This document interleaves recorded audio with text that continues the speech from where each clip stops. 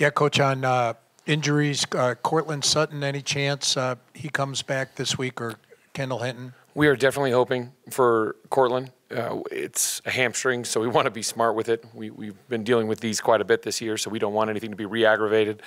But he's been working really hard. Our training staff has done a great job to make him potentially available for this week. And also, just as a family man, your thoughts on playing on Christmas Day on the road in L.A.?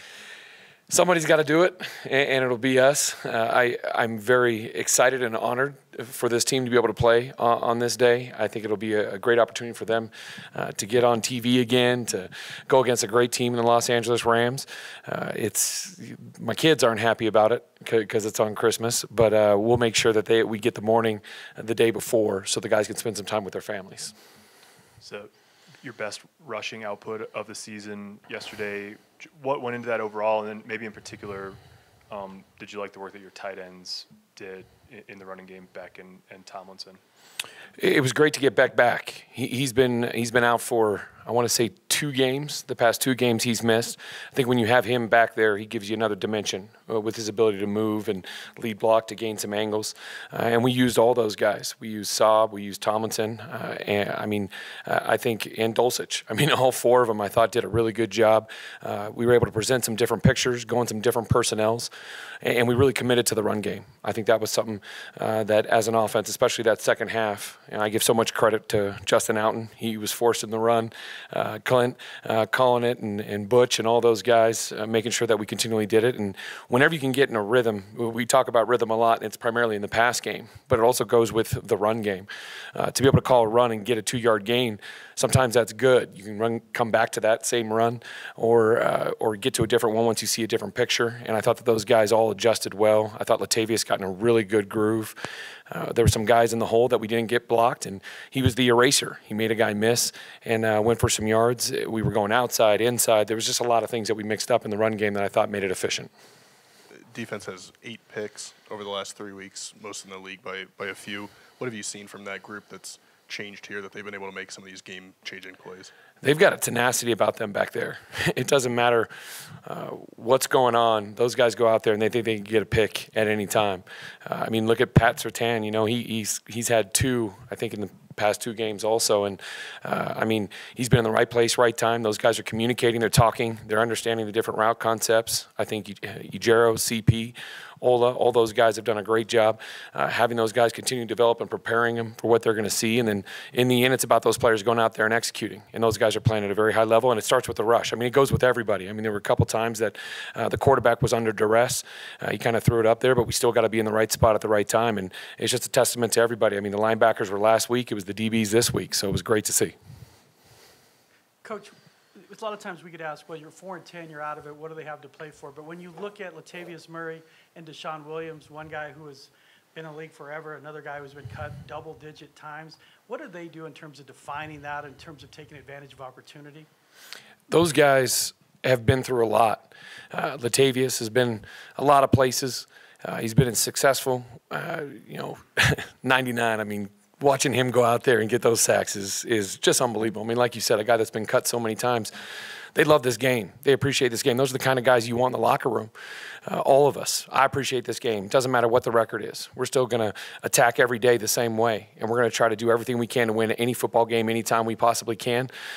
We've had a lot of close ones, and I think that keeps the guys hungry because they know how close we have been to being able to get a lot of wins, and we still love this game. You know, it doesn't, like I said, it doesn't matter what the record is. We want to get out there. We want to be successful, all of us. Last one for me. You're going to see Baker, barring something weird tonight, see Baker on Christmas Day. What are your thoughts on facing Mayfield? Going to have to watch him a little bit more, get a feel for him. He's been in a lot of places right now. I think 3 places in a couple, just this year. And I know that's difficult, so I give him so much credit for what he's going through. To be able to, anybody to enter into a team and pick up the system and be able to operate it, I don't think anybody understands how difficult that is. I look at Freddie Swain for us. Heck, he started, and he played 3 positions. He was all over the field, had a catch, and he had only been here for a couple days also. So anytime you do that, it's impressive. So it'll be good to see what they're going to do today now that they've had a little extra time to be able to get some more of the playbook to them. But that was an amazing game that he had. Coach, you have about 20 players, nearly 20 players on IR. What's it say about the young players that stepped up and the coaches that not only go out and compete, but then get a win with so many reserves in? So much credit to this staff and this team. We've been continually saying next man up. We've got more guys that are probably going to end up on IR even this week. And we've been saying, hey, you get opportunities and you have a choice. Everything for us, we always talk about that choice. How are you going to respond when you're down 9-3? How are you going to respond down 27-0? How are you going to respond when you get your opportunity? And it's the same thing with the coaches. They have an opportunity to coach more. Guys that we might not have spent that much time with, but the coaches keep their heads down. They're fired up for the opportunity to see somebody else that potentially could do something great on the field. So I think those are the things that are excite us, and those are the things that we look forward to. I give so much credit to the young players, to the coaches, everybody that's gotten them ready to go out there and win a football game. With that many people out, it's daunting at times, but they've all stepped up to the challenge. In the past 2 games, you guys have 5 touchdowns in the second half. I think the first 12 games there were 6. And I'm curious, as you're learning all these different things during your first year as a head coach, is seeing how much time you actually get to manage things and make changes at halftime. Is that part of a process too? Because there's only so much you can do. But what have you seen, from these last couple of weeks of halftime adjustments being able to kind of translate? I think the guys have done a really good job. We've gone in with a plan, and whether it might not have been executed the right way or there were some adjustments that the defense made versus us, I think we were able to go into that second half and talk about it and maybe completely throw something out and do something completely new. I think referring just to this game, we wanted to really push the run game. And I thought that was something that the guys did a great job on, and every week it's different. Every single time you go out there, it's different matchups. For us, it's been different players on offense also. As you're trying to figure those guys out, make sure you're putting them in the right spot. You might do it with the mindset of, hey, this is going to be good for this guy, but you don't know until you go out there. So that's our job, and that's the fun part about this game. And, you love scoring points at the second half. We just want to put it together for 4 quarters. Couple of things on the offensive line. First, Luke Wattenberg, what did you see from the film Sunday that showed kind of a leap from last week to this week? He did having to go back in there, and we know that it was a rough game for him versus Kansas City, and he didn't blink. I mean, he went right out there. Another challenge with J.J. Watt out there, who was doing a really good job. And, I thought he did a really, really fine job. I mean, he was coming off the ball. I think there were a couple times that he had a double team with Billy on the right side when he was playing right, because I think he actually played left and right. There's been a lot of moving parts. It's been exciting. But to watch him out there be impactful and move the double team and be aggressive is something you want, because now he's playing football. And that's what you want from your young players. So was really impressed with that. And second, how's Tom Compton doing health-wise? He's going to be day-to-day right now. He's day-to-day. We want to make sure he's all good. There's 2 guards, I think, in like the first series. That was crazy. Nate, we saw Latavius after the game in the locker room, maybe a little bit emotional after getting the game ball and breaking the guys down. What does he just meant, his leadership and veteran experience to this locker room? I don't even know if you could put that in words. Here's a guy that comes, we got him from London. He had just come from London. Then we got to take him back to London.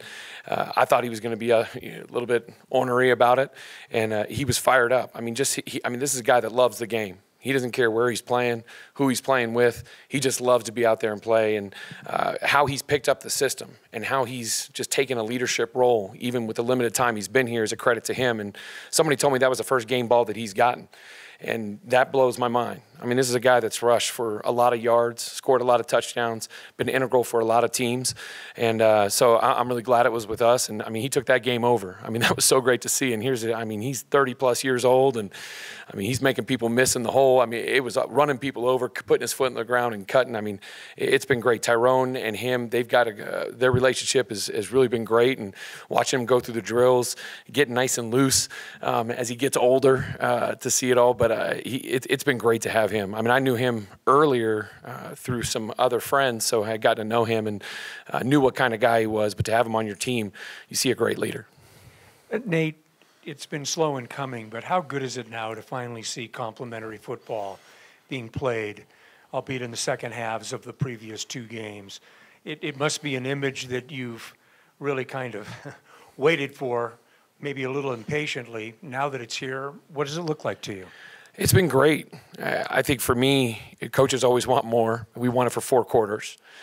But to see those back into those 2 quarters, the turnovers from the defense, which turnovers are so huge. I mean, it's the number one way you win and lose football games in today's NFL.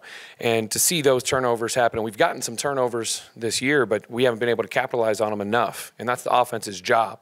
So to watch the offense punch it in. I think we were 3 for 3 in the red zone, and we know that's been something that we've been struggling with this whole year, and we've really turned it around this kind of back half of the season, and all those things are great, especially with, like we talked about, the change of people, the change of personnel, and the guys have kept their heads down, and they know, like, they all play for each other, whether it's offense, defense, special teams. I mean, and they preach that. It's not just me saying it, and I think that's, as a coach, that's what you want. You don't want to be the one that's saying it all the time. You want to hear from those guys, and they talk about it a lot, so it's great to see. I guess I have 2 for you because you said some more guys might be headed to IR. So do you know who those guys are? Not yet, but we had some hamstrings, and it's getting towards the end of the season and some other things. So we'll talk about that, and we'll do what's best for them and the team. And then with your opponent playing tonight, and obviously you got 3 guys that just came from there, do you change kind of how your Monday night goes? Do you all get together maybe as a staff and kind of watch the game in real time, or is that not an efficient way to do it, especially because Baker's only played that 1 game? No, I wish we could have a Monday night party, but we've got so much tape. I mean, it's late in the season, so you have so many things you can look at. We try to put the plan together as much as we possibly can, and then in the morning, in the AM, we'll go ahead and take a peek at this past game. Usually around this time, teams have some wrinkles, but they don't change that much, so we want to be sure we get most of the plan in tonight so we can get rolling tomorrow. Just curious, going back to Latavius, when you picked him up, you're thinking 32-year-old running back. Did you have a certain number of carries in mind then, and then has he convinced you, as you've watched him, that he can clear 20-plus carries? I would say I didn't know at that time when he got in here, just getting to know him. We knew he was an older back. We weren't sure if we were going to be able to feed him every game the rest of the season, 25 carries. But he's definitely earned it. And he's definitely put himself in position. He looks fresh and excited and wants the ball more, and he does a good job understanding his body too, because he is a true pro when he needs to come out. And I think it's great to have Marlon be able to go in there and get some reps, and he's done some really good things as we've seen. So we'll use him as much as we can, but we want to be smart with him as we move forward also. As you move forward back-to-back weeks with at least 24 points, how much do you believe in the momentum you can carry forward by just keeping this sort of offensive performance going here over the next few weeks? Confidence is an important thing, I mean, without a doubt. I mean, watching Rip execute out there, watch Russell execute the week before, guys getting touchdowns, Jerry getting touchdowns, Eric Tomlinson getting a touchdown, the running backs running it in, and we're not doing it one way. And I think that's something that you can really build on. You're not just stuck on, hey, we have to throw the ball to Jerry every time. You can do play action. You could run the ball. It gives the defense a lot of different things. I think the guys can really build on that because they know every week they're all excited to see, hey, how can I get some points? How can I break out? And that's what you want from the offense. That's what gives them that excitement each week to come in and see what the plan is. So it's definitely something to build on. We just got to string it together for 4 quarters now. Thank you all.